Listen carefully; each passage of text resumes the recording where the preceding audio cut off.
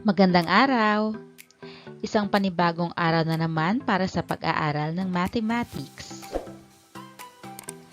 Sa araw na ito, ating tatalakayin ang pagtatansya ng kabuuan.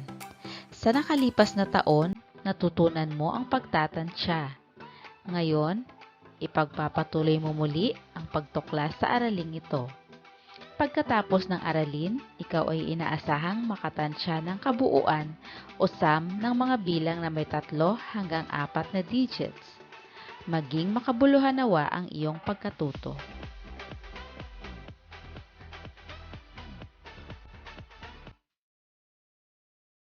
Ang pagtatansya ay malapit sa eksaktong kabuuan o exact sum.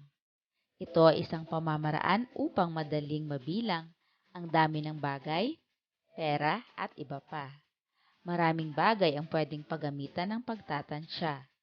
Maaaring gamitin ito sa mga nakalap na datos tulad ng survey, kinita sa kabuhayan o negosyo, at iba pang katulad nito.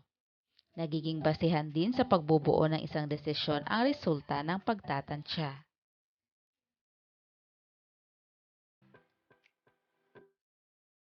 Pagkuha ng tinansyang kabuuan o estimated sum.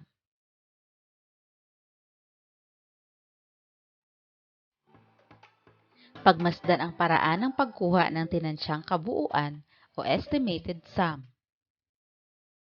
486 plus 312 equals 798.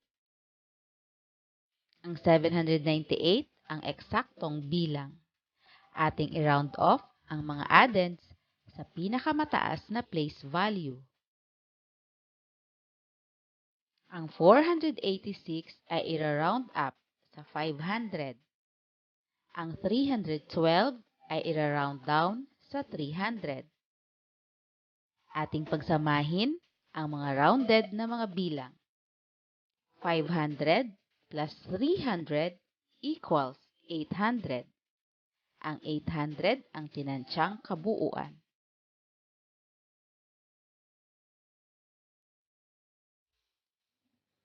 $450 789 equals 798. Ating i-round off ang mga addends sa pinakamataas na place value. Ang 456 ay i-round up sa 500. Ang 789 ay i-round up sa 800. Ating pagsamahin ang mga rounded na mga bilang. 500 plus 800 equals 1,300. Ang 1,300 ang tinansyang kabuuan o estimated sum.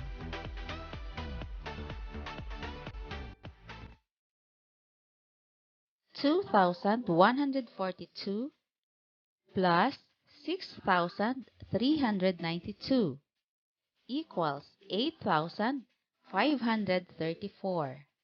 Ating i-round off ang mga addends sa pinakamataas na place value. Ang 2,142 ay i-round down sa 2,000.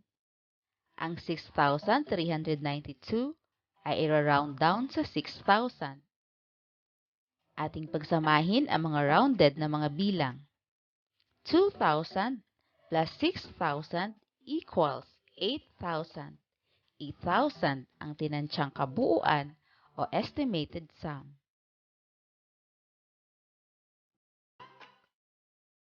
May napansin ka ba sa tinansyang kabuuan? Mas malapit ba ito sa eksaktong sagot? Ano ang unang ginagawa sa pagkuha ng tinansyang kabuuan?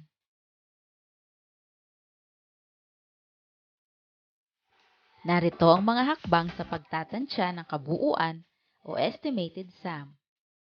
Sa pagtatansya ng kabuuan, kinakailangan na i-round off muna ang mga addends sa pinakamataas na place value. Kung ang numero sa kanan ng bilang ay 0 hanggang 4, gamitin ang round down. Kung ang numero naman sa kanan ay 5 hanggang 9, gamitin ang round up. Pagkatapos nito ay gawin ang pagsasama-sama upang makuha ang tinansyang kabuuan.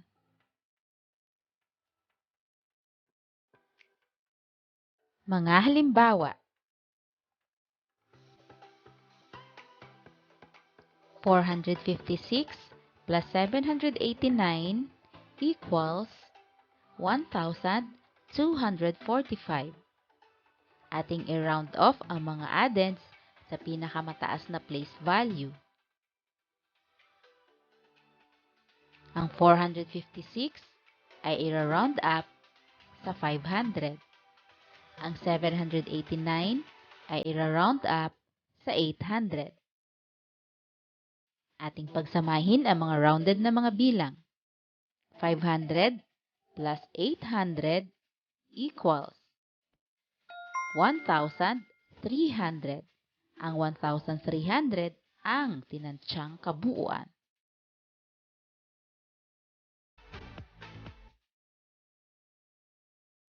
$3,110 plus 524 equals 3,634. Ating i-round off ang mga added sa pinakamataas na place value.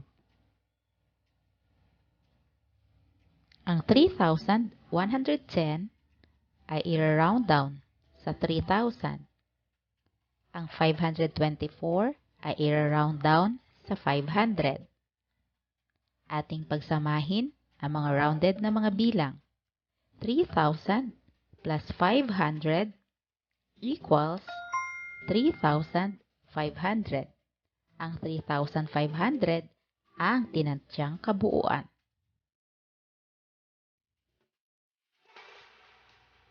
1,692 plus 139 equals 1,831. Ating i-round off ang mga addends sa pinakamataas na place value.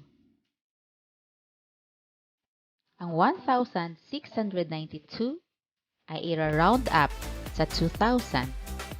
Ang 139 ay i-round down sa 100. Ating pagsamahin ang mga rounded na mga bilang. 2,000 plus 100 equals 2,100. Ang 2,100 ang tinansyang kabuuan.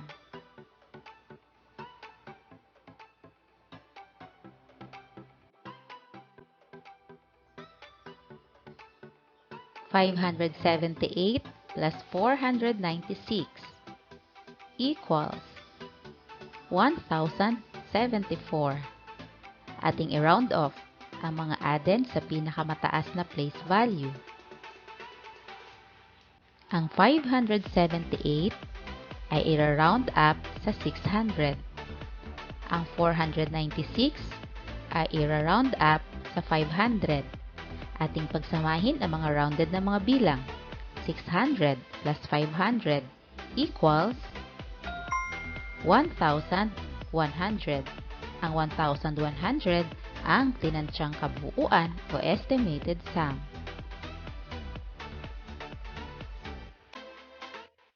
Tandaan natin, sa pagtatansya ng kabuuang bilang na may 3 hanggang 4 na digit, i-round off ang mga addends sa pinakamataas na place value at pagsamasamahin ang mga rounded na bilang. Maaaring mababa o mataas ang tinansyang sagot sa eksaktong sagot.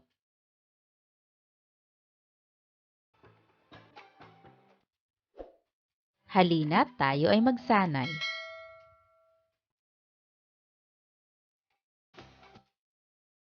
I-round off ang sumusunod na addends at ibigay ang tinansyang kabuuan o estimated sum. 289 plus 465.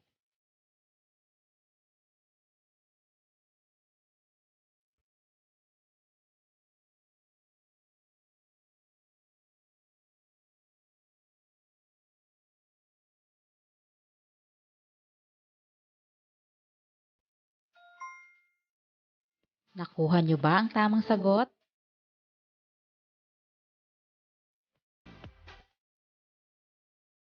423 plus 615.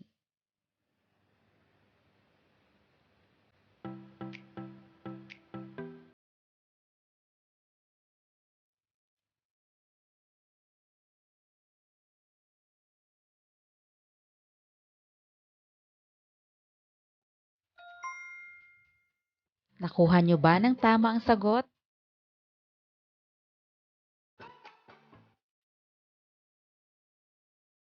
(1,936 plus 5,849).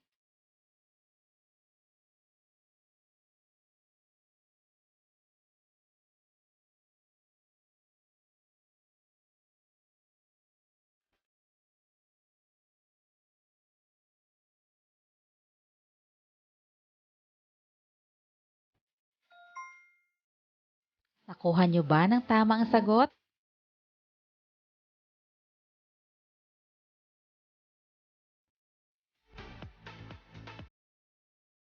(1,372 plus 1,690).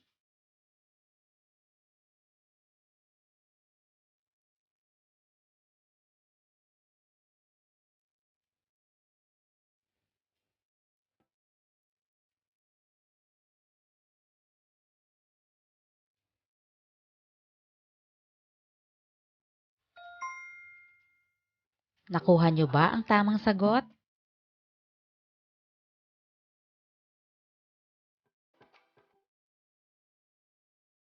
(4,138 plus 2,310).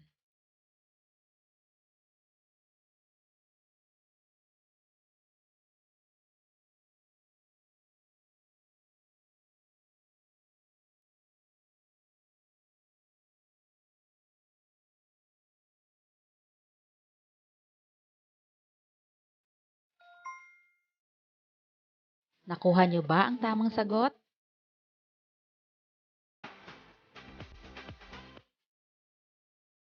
Isang aralin na naman ang natapos natin sa araw na ito.